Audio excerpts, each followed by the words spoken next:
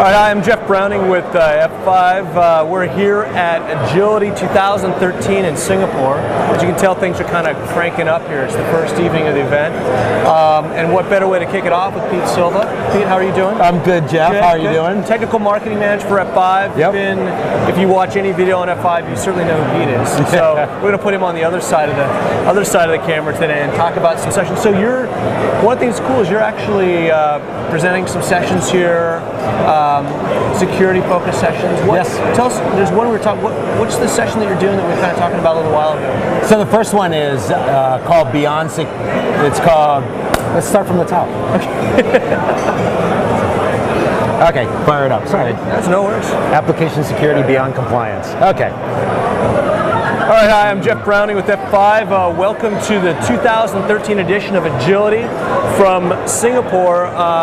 Kind of getting things started here this evening with a pretty hearty crowd of attendees here, getting started with the event.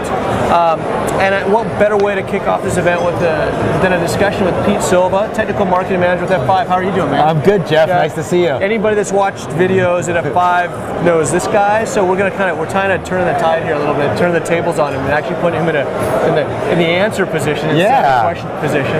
Yeah, how's it feel? It's great. I love that. I love answering questions. Fire away, Jeff. Good. Fantastic. Well, but you're doing some sessions here talking about security, which is pretty cool. Yep. And there's some compliance stuff. What's the session you're doing about this? Tell us a little bit about kind of the stories you're going to be telling that session and kind of the high points that folks might want to know more about. Yeah, so it's called Application Security Beyond Compliance. Okay.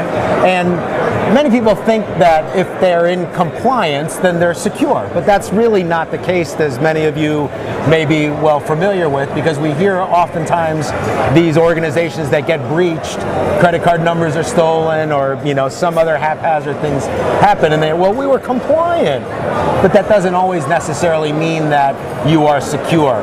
There is no defense mechanism in place if you're compliant. Right. There is maybe, but it doesn't mean it's proactively helping solve your problems. Yeah, and it doesn't. You're right. It doesn't. You might be compliant, but it doesn't necessarily, like we've been saying, mean that you're secure. And PCI is obviously the one that immediately comes to mind.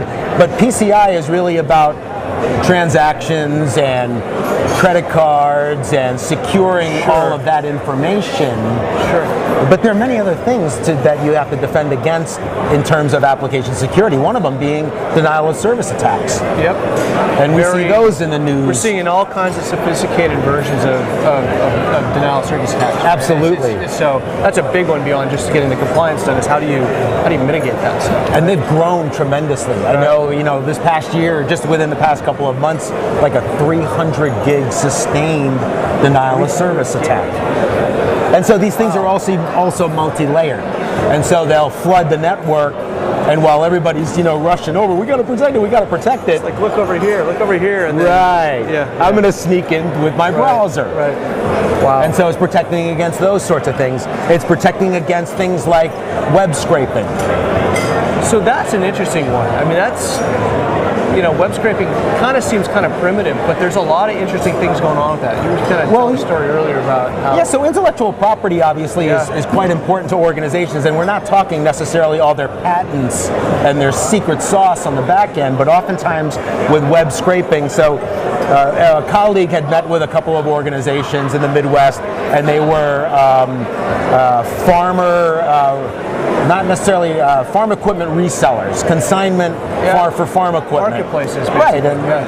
And so what had happened is that one of the consignment shops would scrape all of the tractors and all of the farm equipment from the other consignment, have them available, and then basically contact those individuals and say, hey, instead of with those guys, come over to us and we can do it for a little cheaper, or you'll get a bigger cut, or something along those lines. Well, and maybe I'm certainly not a security professional, but you think of scraping as more of how do you stage phishing attacks and things like that, and try to make phishing attacks look authentic. But these are actually people building businesses around scraping, around hacking techniques, effectively, to actually grow their business. Which is kind of crazy. And you're right about that.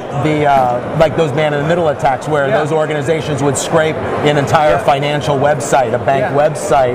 Now they have all of the logos, they have the colors, they have everything to then match the original site. so that when you do click on that malicious link and you go to the site, you're looking at it like, oh, this has got to be legit. It looks exactly like, and a lot of people get fooled by that. Right, right. So that's a big issue beyond the compliance thing. What else? The other piece is probably the IP intelligence. And so what is IP? That's like this term where you can make anything up, right? But IP intelligence is really Super about awesome IP intelligence. Yes. Now with X4, more power. Yeah, exactly. When we got a new box, it's smaller. But IP intelligence is really about things like protecting various networks. And so there's now, within the industry, we know that there are certain IP ranges, that there might be certain geographic locations where many of the spam might come from, many of the hacks may come from. And it's just the ability to be able to block that range of addresses, whether it be geofencing or a certain geographic region, or certain data centers that are known to house those nefarious type of organizations, and being able to block them, so you're not having to build this huge list, this huge blacklist, because we might not know all of the ranges out there. You can't go to Aaron every day and look up, oh, these are the bad guys. So it's really being able to import and update this blacklist automatically, within our Big IP Application Security Manager, our web application firewall, to be able to block those all automatically. And the cool thing about it, and I was telling you earlier, and you guys might like this too, is with the IP intelligence feature, while we're able to block all of the bad guys out, it also, say for instance, overnight, for whatever reason, one of the internal devices gets infected, or even in a BYOD situation, somebody brings in somebody brings in their own device that connects to the network, and that might be infected by one of those botnets that are out there. The IP intelligence solution will also then, when that box wakes up, when that device wakes up, whatever, 11:34 a.m. is the call, wakes up, tries to contact the mother bot, back at the data center, which is shut it down on the way out too. So it's bidirectional. Bidirectional. So that's really cool, because you're right, when you have these different vectors, it's not just the browsers or the traditional attacks, but when you actually have devices that can bring other stuff in, that's a huge gaping hole that people are, I think, wrestling with. I know there's some stuff we're talking about, the theme here is go big, right? And we're talking about big mobility. Mobility is a big thing that's shaping and forcing IT organizations to think about how they manage this. And we're going to cover that with some folks like John Matthews, our CIO, talking about this. You got to address it. You can't and say either we're not or we're going to, but then if we're going to, here's how we're going to address it. But this is a fantastic area where you don't usually think about those things, bringing issues into the network, but the fact that you can block it going the other way and kind of nip it right there, it's hugely cool. And managing security, doing security can be obviously a great challenge for organizations. They might not have a security professional in-house. Oftentimes it might be, the network engineer or the network team managing application security. And so things like the breaches, PCI, denial of service attacks, because they're all in the media, people are very familiar with those. But it's also these little, spotty things, little brush fires that happen out there. That you might not be a top of mind, but are still areas that are risks to the business. Well, and because of the multi-layered or multi-vector, attacks, those all kind of, when you add them up, it's like those all can be contributors to a major issue, right? Absolutely. And so if you don't think about the little things, those little elements, it's a stone that you've not unturned. And if you don't think about it, so the trick is, how do you provide solutions that help make it easy for folks to check those and just do it? ASM does a lot of that. Absolutely, and it's really taking an industry. Best practice is always that defense in depth, that layered security.